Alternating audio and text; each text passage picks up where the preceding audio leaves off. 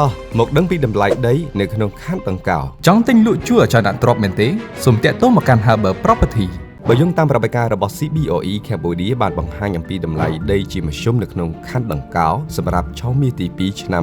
2024សង្កាត់ដង្កោតម្លៃដីជាមធ្យមចន្លោះពី$600ដល់$800នៅក្នុង1ម៉ែត្រការ៉េសង្កាត់ព្រៃសរតម្លៃដីជាមធ្យមចន្លោះពី$400ដល់$500នៅក្នុង1ម៉ែត្រការ៉េសង្កាត់ព្រៃវែងតម្លៃដីជាមធ្យមចន្លោះពី$200ដល់$300នៅក្នុង1ម៉ែត្រការ៉េសង្កាត់ពងទឹកតម្លៃដីជាមធ្យមចន្លោះពី$200ដល់$400នៅក្នុង1ម៉ែត្រការ៉េសង្កាត់ជើងឯកតម្លៃដីជាមធ្យមចន្លោះពី$200ដល់$300នៅក្នុង1ម៉ែត្រការ៉េសង្កាត់ស្ពានថ្មតម្លៃដីជាមធ្យមចន្លោះពី$250ដល់$350នៅក្នុង1ម៉ែត្រការ៉េសង្កាត់សាកអំពៅតម្លៃដីជាមធ្យមចន្លោះពី$150ដល់$200នៅក្នុង1ម៉ែត្រការ៉េសង្កាត់ក្រាំងពងរោតម្លៃដីជាមធ្យមចន្លោះពី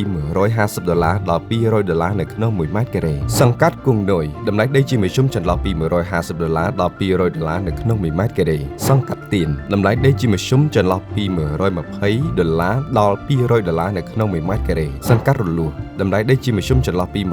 $160ដល់$350នៅក្នុង1ម៉ែត្រការ៉េសង្កាត់ព្រែកកំពឹសតម្លៃដីជាមធ្យមចន្លោះពី$400ដល់$600នៅក្នុង1ម៉ែត្រការ៉េ